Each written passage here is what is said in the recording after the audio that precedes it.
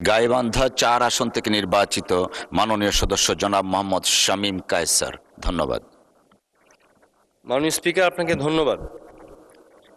মাননীয় স্পিকার, অনেকগুলো বিষয়ে বিভিন্ন সময় দেয়া হয়ে থাকে, তার মধ্যে আমি একটা বিষয় আজকে আলোকপাত করতে চাই। সেটা হলো, দেখুন মাননীয় স্পিকার, আমাদের ৩১ দফা বাস্তবায়নের মধ্যে ২৫ নং দফায় শিক্ষার ব্যাপারে আলোচনা হয়েছে।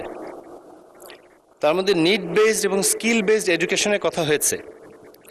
একটা জিনিস লক্ষণীয় যে আমাদের বাংলা ভাষার পাশাপাশি আরও কয়েকটি ভাষা নিয়ে সেখানে আলোচনা হয়েছে এবং সেগুলো আমাদের গুরুত্ব দেওয়া হবে।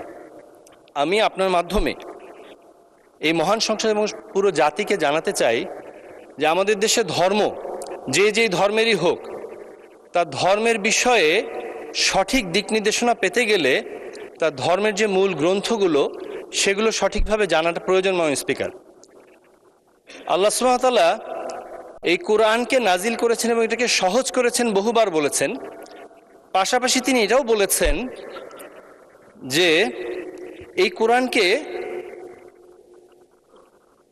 আপনার ভাষায় সহজ করেছি, মানে আরবি ভাষায় সহজ করেছি। অন্যান্য ভাষায় যে বোঝা যাবে না তা না। ইন্নামা ইয়াসসারনাহু বিলিসানিকা, আপনার ভাষায় সহজ করেছি, নিশ্চয়ই কে বলি। তো সে কারণে আমরা আপনার মাধ্যমে আমি বলতে চাই যে আরবি ভাষাটাকে কোরআন থেকে এবং কোরআন হাদিসের মাধ্যমে সঠিক ইসলামটাকে বোঝা দরকার। কারণ মাননীয় স্পিকার, আমাদের এই বাংলাদেশে এই কোরআন এবং হাদিসের ব্যাখ্যা সঠিকভাবে বোঝার না কারণে অনেক ভ্রান্তভাবে বুঝিয়ে দেখা গেছে যে আমাদের জান্নাতের যাওয়ার জন্য অনেক রকম টিকিট বিক্রি হয়েছে। মাননীয় স্পিকার, বিশেষ করে আমার এই উত্তরবঙ্গে, আমি 1 মিনিট 30 সেকেন্ড আমি একটু চাইবো মাননীয় স্পিকার। ধন্যবাদ।